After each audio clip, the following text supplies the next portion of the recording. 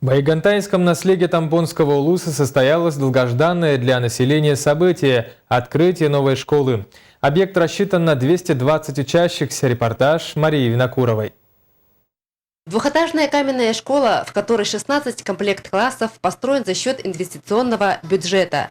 Этот грандиозный подарок жители Байгантайского наследия получили к 110-летнему юбилею школы, где учатся дети не только села Крест-Хальжай, но и сел Ары-Талон, Ударник. Учебный год начинается с года новая школа, поэтому мы так настроены, что будем работать еще лучше, учиться еще лучше, качество повысится, потому что у нас качество последние годы очень хорошее.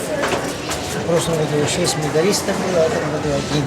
Поступление в прошлом году около 70% учащихся высших учебных заведений, в этом году 60-70% поступили в высшие учебные заведения.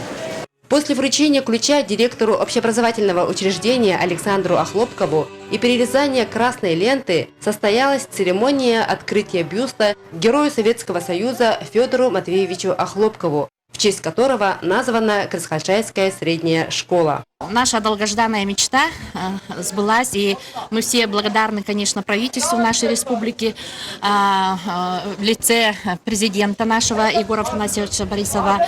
И обязательно надо сказать огромное спасибо, конечно, за труд, за понимание, за поддержку тем работникам, которые действительно подарили, которые подарили нам эту школу. В новом учебном году будут обучаться 222 ученика, работать 47 педагогических работников.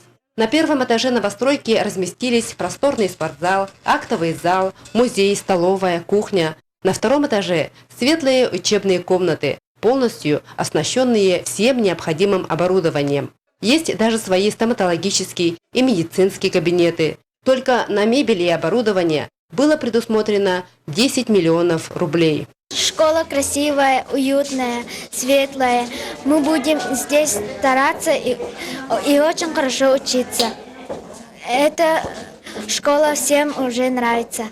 Жители Байгантайского наследия не сомневаются, что новая школа, которая в прошлом году вошла в список 1000 лучших школ России, станет не только учреждением народного образования, но и культурным центром на селе. Мария Винокурова, Джилсан Толстяков, НВК Саха, Хандыга.